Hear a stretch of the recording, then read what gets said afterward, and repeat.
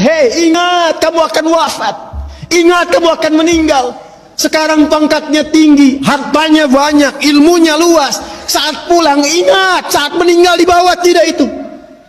Pakaian cuma 2 helai kain kafan, tidak ada kantongnya. Dibawa ke alam kubur, dunia tidak ada yang ikut. Zikir, ingat. Eling, ingat kata Allah. Yang hanya bisa dibawa amal saleh. Karena itulah ketika Allah meminta kita menunaikan amal saleh, semua amalnya disebut dengan zikir. Bukankah kita diperintahkan menunaikan salat? Salat dalam Al-Quran disebut dengan zikir. Quran surah ke-20 Taha di ayat ke-14. Innani anallahu la ilaha illa ana fa'budni wa aqimis salata li dzikri. Baca Quran, Quran disebut dengan zikir.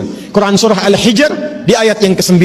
Inna nahnu nazzalna dzikra wa inna lahu lahafizun. Menghafal Quran disebut dengan zikir. Disebutkan 4 kali di surah Al-Qamar ayat 17, ayat 22, ayat 32, ayat 40. Wa laqad yassarnal Qur'ana lidzikri fahal mim muddakir.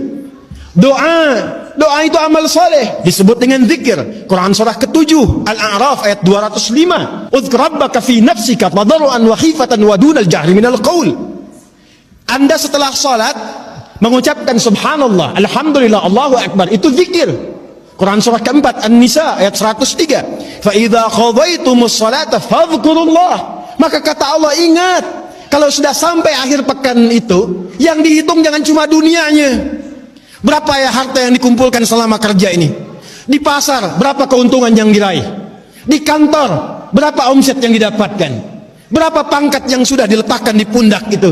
Berapa ilmu yang sudah diraih? Kata Allah, ingat saat meninggal apa bekal zikir yang telah kamu siapkan. Bahkan diberikan usia yang banyak pun, jangankan menghafal Quran, untuk baca pun masih belum punya waktu. Hadirin, anak-anak sekarang, kami katakan kepada Anda, saya membimbing anak-anak penghafal Quran. Ada yang matanya tak mampu melihat, ada yang otaknya lumpuh.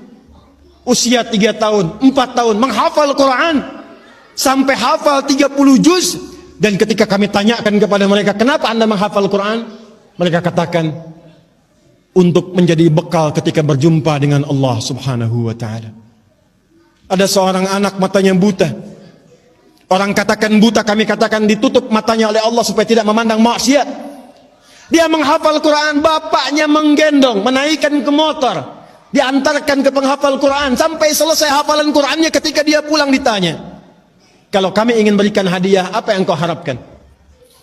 Kata beliau, saya hanya ingin doa saja, supaya Allah meringankan hisab saya di hari kiamat. Saya ingin katakan, ya Allah, saya mengakui saya banyak berbuat dosa. Maka mohon dengan Quran yang telah hamba hafalkan ini, kurangi hukuman kami ya Allah. Ringankan hisab kami ya Allah. Anak kecil, matanya buta, belum balik, belum berlaku hisab, menghafal Quran supaya minta hidupnya diringankan di hadapan Allah dari dosa-dosa yang mungkin dilakukan.